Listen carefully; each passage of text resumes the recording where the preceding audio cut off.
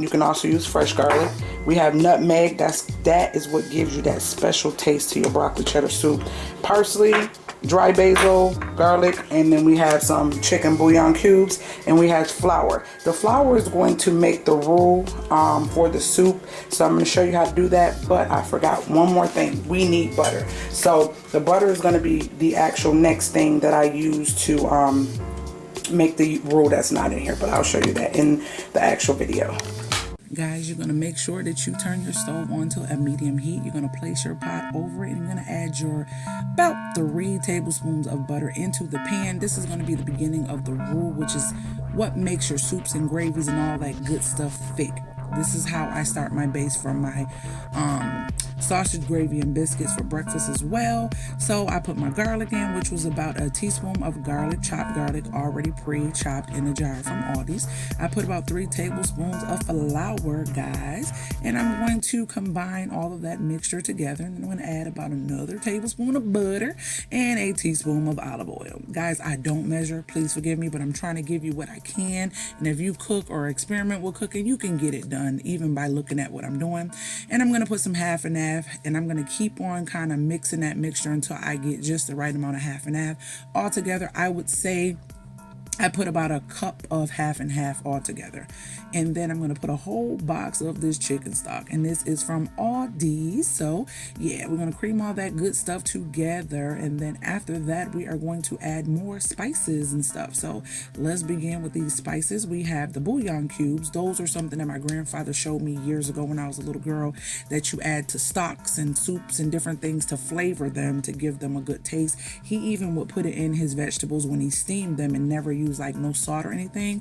So yeah, we got some pepper. That's about a teaspoon of pepper, about a half a teaspoon of paprika, about a teaspoon of parsley, about a half a teaspoon of basil, and it was about a teaspoon of garlic as well. So that's all that's being put in the mix. And I say this is a 2-cup measure, and I say I'm putting about a good, I'll say 12 cups of water, not even, maybe 9 cups of water, because I'm not completely filling it up to the top. I added a little bit, pinch or more of garlic, and my whole onion that I chopped is added in as well, guys. And that is the base of this soup before you add the goodies. I put a little bit of adobo, and that's about a tablespoon of adobo. You can get that at any local food market, and it's made by Goya, the one with the red top. So you just mix that very well to combine all that, and this is when you put your potatoes in. We like our potatoes a little bit thick, so it takes a little bit longer for them to cook, but guess what, guys? Those potatoes will also help thicken the actual soup because it has starch in it. I put a little bit more paprika, which was about a good 1/4 teaspoon. And I'm just letting you know, we're going to hold off on the broccoli because we don't want it too mushy, but we want it to be cooked al dente. So definitely now is the time where you can add some of that cheese. We use most of it now and a little bit later. So right now we're going to add that cheese to the actual mixture, and we're going to let that do its thing. And later we will be adding some more.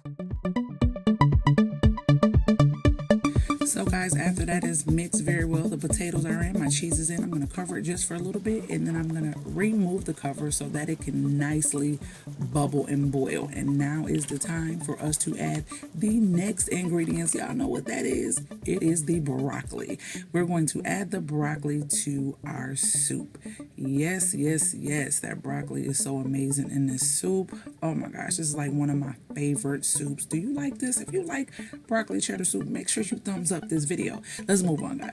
All right, guys, so now it is time to add the remainder of the cheese, which we're still going to leave a little bit on the side, and I'll show you why. So we're going to add that in, and I'm going to mix it very well, and we are going to let that simmer just a little bit longer. But guys, guess what? This soup is done, basically. It is done. You want those potatoes to be nice and tender, and you want that broccoli to be al dente.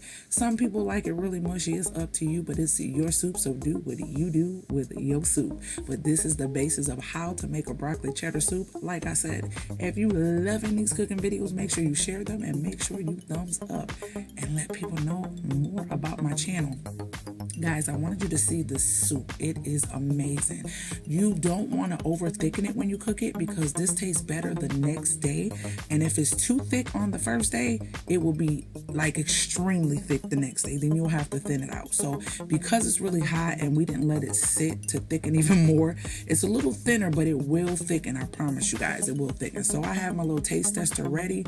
She is ready to dig into the soup, and now I'm about to show you what I did with the extra cheese. I left a little bit out so we can put it on the top. So let's go see what she thinks about this soup.